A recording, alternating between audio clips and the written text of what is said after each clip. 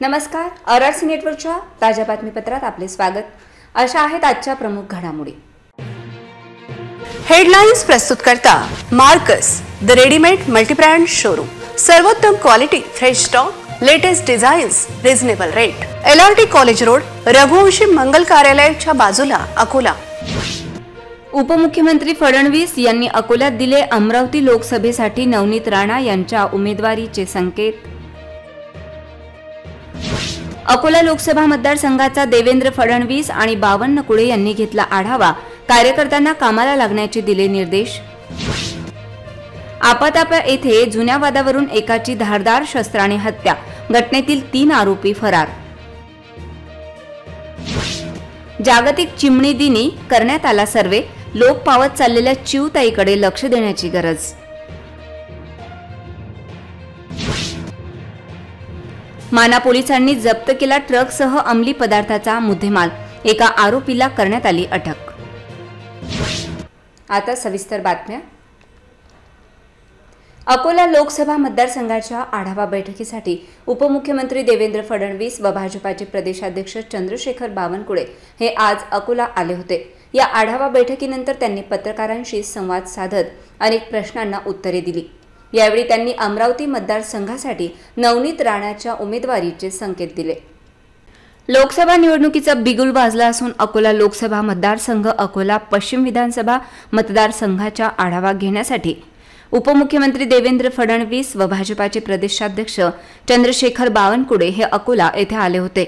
या दरम्यान त्यांनी एका हॉटेलमध्ये पदाधिकाऱ्यांची बैठक घेऊन आढावा घेतला.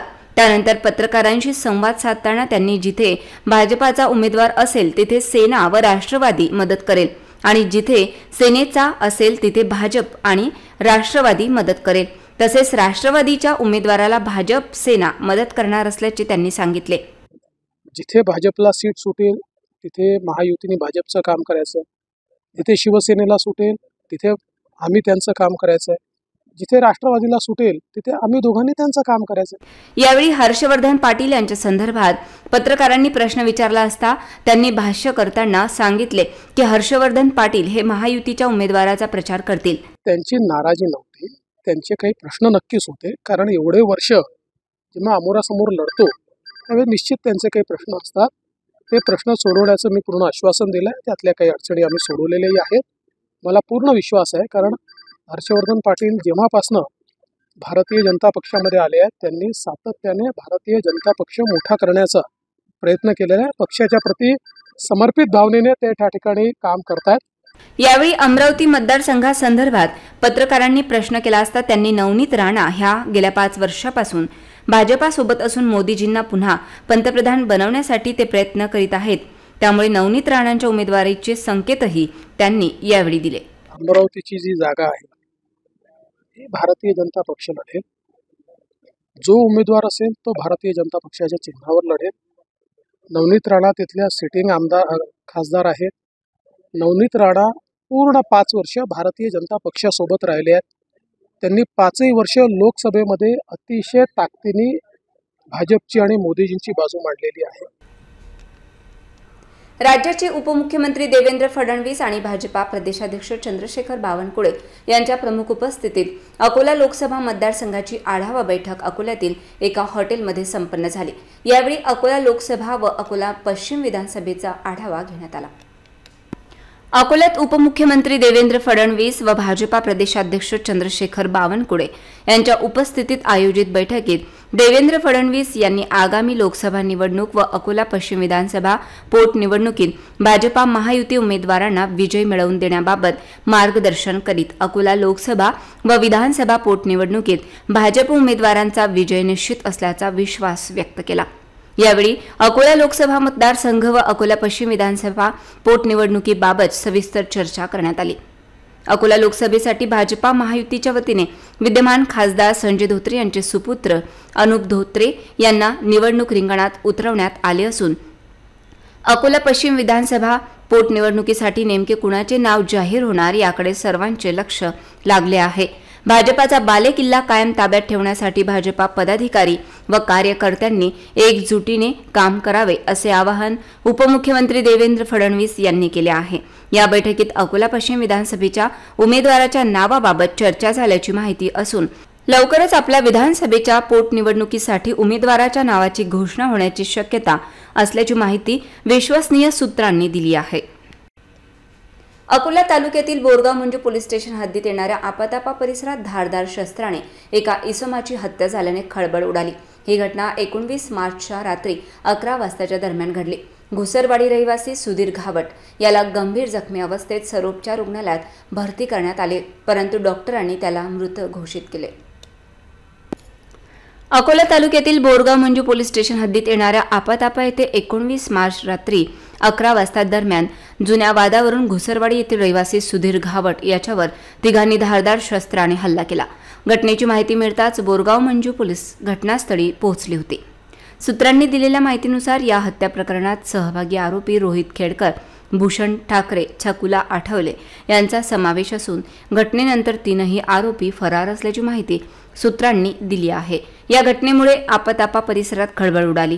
जुन्या वादावरून हल्ला करण्याच्या घटनेत दिवसेंदिवस वाढ होत चालली असून या प्रकरणी बोरगाव मंजू पोलीस स्टेशनमध्ये गुन्हा दाखल करण्यात आला आहे। पुढील कारवाई बोरगाव मंजू पोलीस करीत आहेत। जागतिक चिमणी दिन पाहता अकोला जिल्ह्यात ऑनलाईन चिमणी गणनेचे आयोजन करण्यात आले होते। यामध्ये 380 लोकांनी सहभाग घेतला। शहर व गावामध्ये वाढत चाललेले काँक्रिटीकरण, सुरक्षित निवारा, वृक्षांची कमतरता ही चिमणी लोप पावण्याची मुख्य कारणे असल्याचे समोर आले आहे। बालपणापासून आपल्यासोबत असलेली चिवताई हळूहळू दूर जाताना दिसते आहे। शहर व गावातील वाढते काँक्रिटीकरण, जंगले, खाद्य, घरच्यांसाठी सुरक्षित निवारा व स्थानिक वृक्षांची कमतरता ही काही मुख्य कारणे आहेत।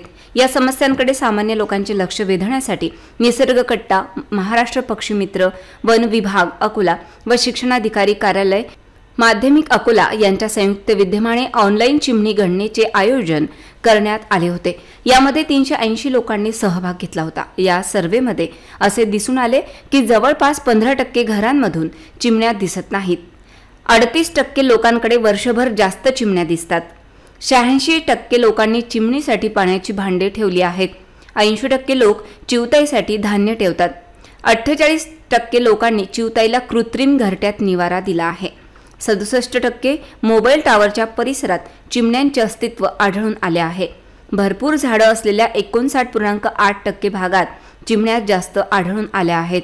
चिमण्यांना धूळ आंघोळीसाठी फक्त 9.9% अंगणात माती उरली आहे। बहुतांश भागात पेवर्स किंवा कॉन्क्रीट केले आहे। 72% लोकांनी मागील वर्षी पण या सर्व्हेमध्ये सहभाग नोंदविला होता अशी माहिती देण्यात आली। आणि चिमणी संवर्धनासाठी लोकांनी पुढाकार घ्यावा म्हणून आपण त्यांना आवाहन केलं होतं की तुम्ही तुमच्याकडे चिमणी दिसते आहे पण तिला राहायला घर नसेल तर निसर्ग कट्टातर्फे घरटी कृत्रिम घरटे लावण्याचं आम्ही आवाहन केलं। त्याला पण चांगला प्रतिसाद मिळालेला आहे। मागच्या जवळपास 150 लोकांनी घरटे लावले होते, त्याच्यामधनं सगळ्यांमधनं चिमण्यांनी घरटे केलेली आहेत आणि आता पण त्याची मागणी हळू वाढत आहे।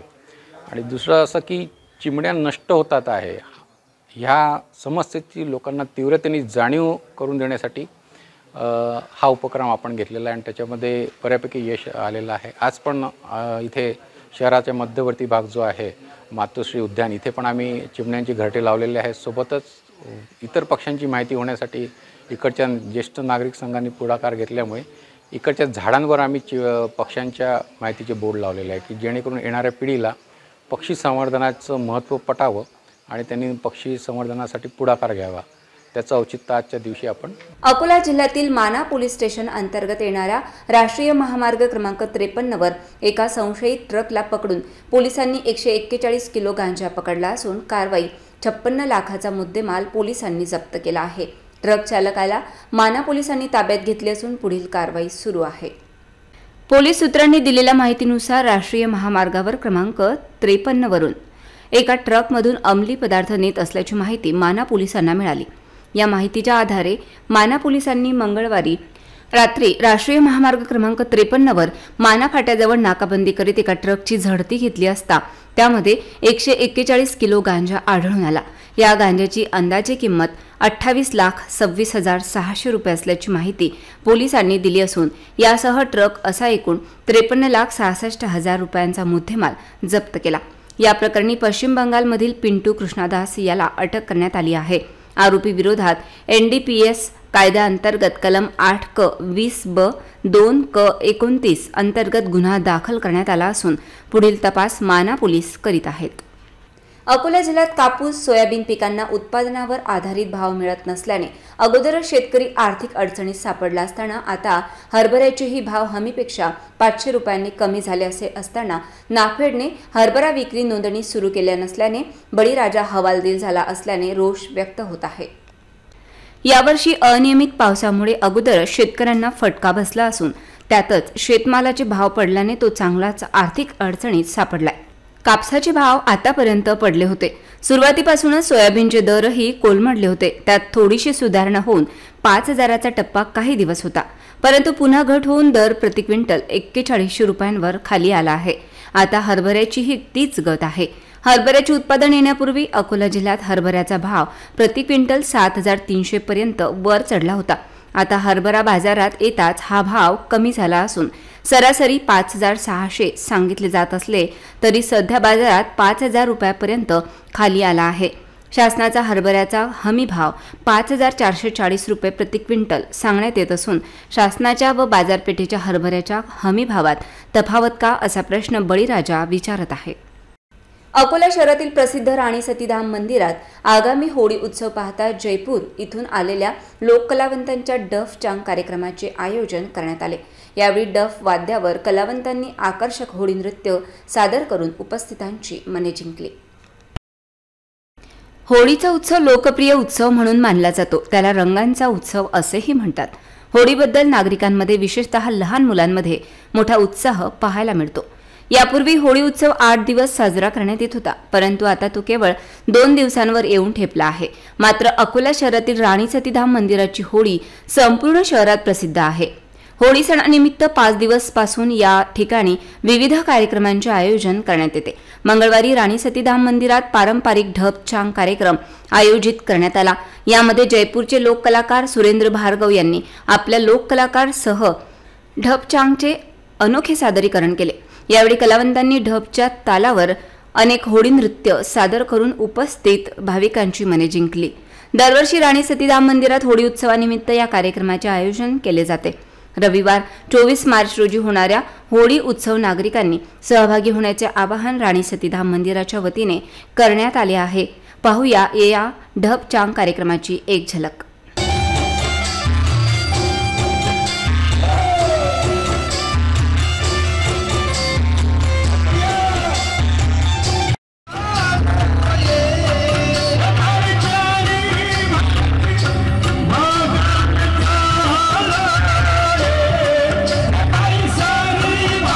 अकोट अकोला रोडवरील मुख्य बाजारपेठेतून जाणाऱ्या राष्ट्रीय महामार्गाच्या कडेला बंदिस्त नालीचे बांधकाम सुरू असल्याने रस्त्यावर धुळीचे साम्राज्य पसरले असून मुख्य रस्त्यालगतची व्यापारी आस्थापने, बँका, घरादारांवर धुळीचे थर साचू लागल्यामुळे नागरिक पुरते हैराण झाले आहेत।